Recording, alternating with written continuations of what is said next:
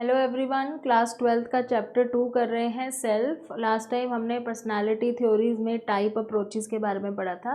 आज हम कंटिन्यू करेंगे और हम पढ़ेंगे ट्रेट अप्रोचेस के बारे में। तो what are trait approaches? These theories are mainly concern with the description और characteristics of the basic component. तो ये कह रहे हैं कि ट्रेट अप्रोच का मतलब है कि ये ट्रेट के ऊपर फोकस करता है। ट्रेट के ऊपर फोकस करने का क्या मतलब है? ट्रेट मीन्स किसी भी पर्सनालिटी की डिस्क्रिप्शन या उसकी करेक्टरिस्टिक्स कैसी है, यानी कि उसकी पर्सनालिटी के जो कंपोनेंट्स हैं जिससे मिल के पर्सनैलिटी बनती है, वो किस तरह के करेक्टर हैं, किस तरह की डिस्क्रिप्शन है, उसके बेस पे पर्सनैलिटीज़ को डिवाइड किया हुआ है। They try to discover the building blocks of personality. जैसे टाइप अप्रोच में तो हमने देखा था ना कि उन्होंने टाइप्स में डिवाइड कर दिया था पर्सनालिटीज़ को। किसी ने फिजिकल अपीयरेंस के अकॉर्डिंग बोल दिया कि अलग अलग टाइप की होती हैं, किसी ने बॉडी में कितने फ्लूइड होते हैं उसके टाइप में अलग अलग कर दिया था। बट ट्रेट अप्रोच में क्या कह रहे हैं कि इसमें कोई एक कैटेगरी नहीं बना रहे हैं, बट हम बिल्डिंग ब्लॉक्स जोड़ के कि उसके अंदर किस किस तरह के ट्रेट्स हैं या कैसी कैसी आदतें हैं या उसका करेक्टर कैसा है, उसके हिसाब से हम बताएंगे कि उसकी पर्सनैलिटी कैसी है। तो वो ट्रेट अप्रोच है। Human beings display a wide range of variation in psychological attributes. हमारे अंदर बहुत अलग अलग तरह के एट्रीब्यूट्स होते हैं। हमारा एटीट्यूड हो गया, हमारा इंटरेस्ट हो गया, हमारी वैल्यूज़ हो गई, मॉरल वैल्यूज़ हो गई, एथिकल वैल्यूज़ हो गई, हम किस तरीके से रिस्पॉन्स करते हैं, हमारा इंटरेस्ट किस चीज़ में है, एप्टीट्यूड कैसा है, एटीट्यूड कैसा है, इन सबको एट्रीब्यूट बोलते हैं। इंटेलिजेंस लेवल कितना है, ये सारी चीज़ें एट्रीब्यूट्स होती हैं। तो इसलिए इसमें इतनी सारी रेंज है, उनको हम क्लब करके पर्सनालिटी ट्रेट्स में डाल सकते हैं कि भाई अगर इसके अंदर इस तरह का ये 4-5 चीज़ें हैं तो उसको हम ये वाली पर्सनालिटी बोलेंगे। अगर उसके अंदर ये सारी चीज़ें फिट आ रही है तो उसको हम ये वाली पर्सनालिटी बोलेंगे। तो ट्रेट के अकॉर्डिंग हमने डिवाइड करना है। Trait approach is very similar to our common experience in everyday life. For example, when we come to know, एक एग्जाम्पल देख लेते हैं। When we come to know that a person is sociable.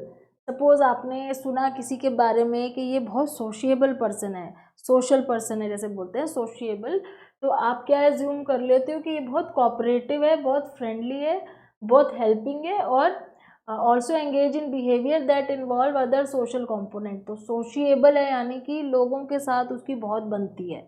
इससे आपके उसके उसकी उस पर्सनालिटी के ट्रेट्स क्या आएंगे आपके मन में कि अगर ये बहुत सोशिएबल पर्सन है तो यानी कि ये बहुत कोऑपरेटिव होगा, सबको हेल्प करता होगा, इसके साथ सबकी बनती होगी, सबकी बातें सुनता होगा ध्यान से, और जो भी उस चीज़ से रिलेटेड जो भी वर्ड आपके माइंड में आएगा, कोऑपरेटिव, फ्रेंडली, हेल्पिंग, ये सारे ट्रेट्स आपके माइंड में आएंगे।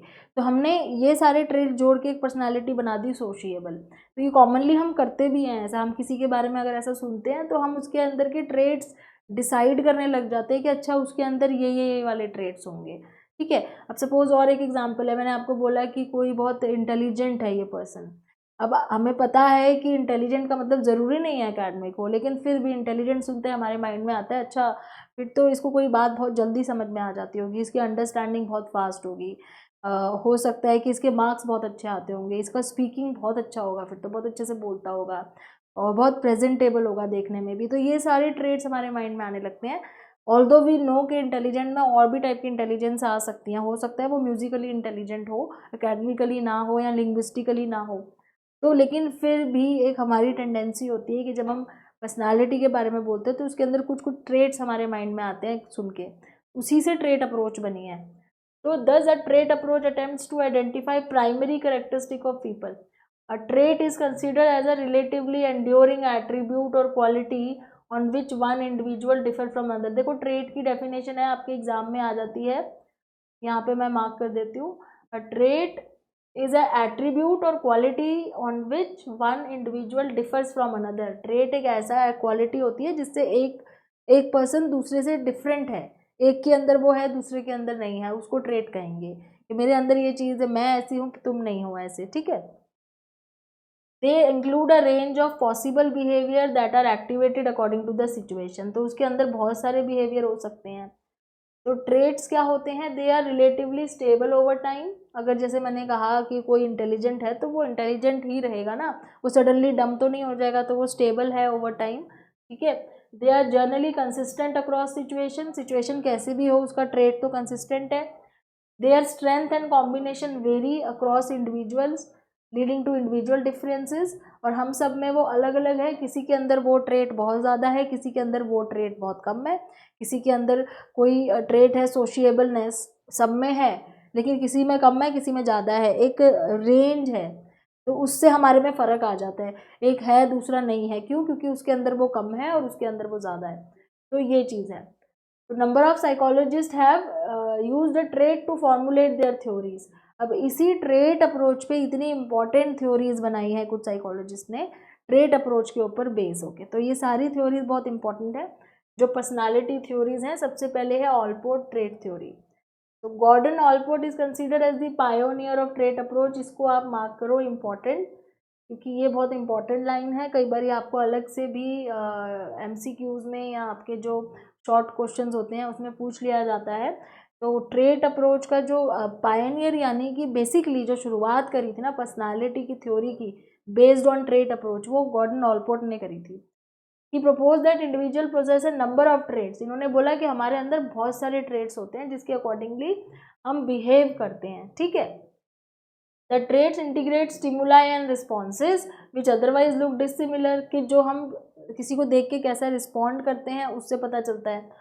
Allport argued that words people use to describe themselves and other provide a basis for understanding human personality. तो ऑलपोर्ट कह रहे हैं कि जो लोग हमारे को डिस्क्राइब करने के लिए जो वर्ड्स यूज़ करते हैं, जैसे बोला मैंने कि हम बोलते हैं किसी के लिए वो शाई है, वो बहुत एक्सट्रोवर्ट है, बहुत टॉकेटिव है, बहुत इंटेलिजेंट है, हम वर्ड्स यूज़ करते हैं, उससे पता चलता है कि ह्यूमन पर्सनालिटी कैसी है। तो he also analyse the words of English language to look for traits. तो इन्होंने क्या करा कि जो इंग्लिश लैंग्वेज में जो यूज़ होते हैं ना वर्ड, जो जिनको हम एडजेक्टिव्स बोलते हैं, कि जैसे हम किसी की तारीफ़ करते हैं, किसी की बुराई करते हैं, जो हम इंग्लिश लैंग्वेज के वर्ड यूज़ करते हैं, उसको एनालाइज किया इन्होंने कि कितने तरीके से हम किसी के बारे में बोलते हैं। तो फिर उसको इन्होंने क्या करा, इन्होंने अलग अलग कैटेगरी में डाल दिया कि एक होते हैं कार्डिनल ट्रेट, एक होते हैं सेंट्रल और एक होते हैं सेकेंडरी। कार्डिनल ट्रेट्स क्या होते हैं? Number 1 are highly generalized disposition, they indicate the goal around which a person's entire life seem to revolve। मतलब एक पर्सन का जो पूरे लाइफ टाइम का एक जो गोल होता है जिसके बेस पे उसकी पर्सनालिटी होती है, जिस तरीके से वो पूरा टाइम अपनी लाइफ में बिहेव करता है, क्योंकि वही उसका लाइफ टाइम गोल है कि मुझे तो ऐसा ही रहना है। जैसे डिसिप्लिन्ड है बहुत ज़्यादा कोई, वो लाइफ टाइम अपनी लाइफ में हर जगह डिसिप्लिन्ड ही रहेगा, वो उसका जगह उसका मतलब एक टारगेट रोज का होता है कि मुझे टाइम पे सोना है, टाइम पे उठना है, मुझे अपने दिन भर के काम में ये चीज़ें डेली करनी है। जैसे कोई बुक रीडर्स होते हैं, उनको पता होता है कि मुझे डेली तो पढ़ना ही है बुक, चाहे कुछ भी हो। कुछ होते हैं जिनको एक्सरसाइज डेली करनी है, या कोई होते हैं जो मुझे सुबह उठ के रोज़ मॉर्निंग वॉक करनी है। तो कुछ अगर ऐसा डिसिप्लिन है तो उसके बेस पे हो जाता है, वो कार्डिनल हो गया। जैसे महात्मा गांधी के उसमें कि नॉन वायलेंस है, कि मैं नॉन वायलेंस ही फॉलो करूँगा, तो ये एक कार्डिनल ट्रेट है। हिटलर्स का नाजिज्म जो है एक कार्डिनल ट्रेट है। इन्होंने बहुत ही आपको ना बहुत ही एक्सट्रीम एग्जांपल देके बताया कि जैसे उसके उस नाम से हम उसको जानते हैं। सपोज आप क्लास में टॉकेटिव नाम से आपको कोई याद आ रहा है अगर, कि आपकी क्लास में कौन है जो बहुत टॉकेटिव है, टॉकेटिव नाम से ही जाना जाता है, वो उसका कार्डिनल ट्रेट है, कि आपको लग रहा है कि लाइफ टाइम इसी नाम से जाना जाएगा, ठीक है। Such traits often get associated with the name, तो मतलब क्या होता है, वो ट्रेड उसके नाम से ही जुड़ जाते हैं। तो the person strongly so that they derive such identities. तो गांधीयन या हिटलेरियन, तो क्या होता है कई बार उसी वर्ड को उसके नाम से ही उस वर्ड का मीनिंग कर देते हैं। गांधीयन फिलॉसफी मतलब नॉन वायलेंस, क्योंकि वो नॉन वायलेंस को फॉलो करते थे, वो उनका कार्डिनल ट्रेड था। तो गांधीयन उनके नाम से ही उसका मतलब बन गया कि गांधीयन बोल रहे हैं मतलब नॉन वायलेंस की बात कर रहे हैं। ऐसे ही हिटलेरियन बोल रहे हैं कि तो नाजिज्म की बात कर रहे हैं, ठीक है। तो less pervasive in effect but still quite generalized distribution. अब इसके बाद सेकंड जो है वो है सेंट्रल। सेंट्रल भी कहते हैं सेम होती है, लेकिन they are less pervasive in effect, मतलब इतना ज़्यादा आपको नहीं नज़र आएगी वो चीज़ जितनी कार्डिनल नज़र आती है, उतनी नहीं नज़र आती है, उससे थोड़ी कम है। अब इसमें एग्जाम्पल है जैसे कि warm, sincere, diligent, often use in writing a testimonial या job recommendation of a person. अब ये वो वाले ट्रेट हो गए, सबसे पहले आपके माइंड में कार्डिनल ट्रेट आएगा, ठीक है। फिर अगर आपसे बोले कि और बताओ इसके बारे में, फिर आप जब और सोचोगे, थोड़ा और एफर्ट लगाओगे, तब आपके माइंड में कुछ चीज़ें और आएंगी कि बड़ा वार्म है, मतलब बात करने में बहुत ही अच्छा है, बहुत फ्रेंडली है, बहुत सॉफ्ट स्पोकन है, इस तरह के वर्ड्स। तब आप जो थोड़ा सा एफर्ट लगा के सोचोगे ना, वो हो गए आपके सेंट्रल ट्रेट, कि वो सडनली याद नहीं आ रहे देखते ही, पर हाँ आपने थोड़ा और सोचा कि और क्या बताऊँ उसके बारे में, तो आपको और चीज़ें ध्यान आई। जैसे आप किसी की जॉब रिकमेंडेशन में लिखते हो कि ये ऐसा है वैसा है, या टेस्टिमोनियल में लिखते हो, वो हो गए सेंट्रल ट्रेट। ठीक है। और फिर लीस्ट जनरलाइज्ड हैं, या जो मतलब पर्टिकुलरली उसी को, उसी पर्सन के ऊपर जाते हैं, वो होते हैं आपके secondary traits. Third is secondary trait, जैसे traits such as likes mangoes और प्रेफर्स एथनिक क्लोथ, जो उसी पर्सन के ऊपर जाते हैं, जिसको जनरलाइज नहीं किया जा सकता, उसी के लिए हैं कि ये हमेशा इस तरह के ही कपड़े पहन के आती है, या इसको मैंगो बहुत पसंद है, जो उसी के लिए हैं, वो सेकेंडरी ट्रेड्स हो गए।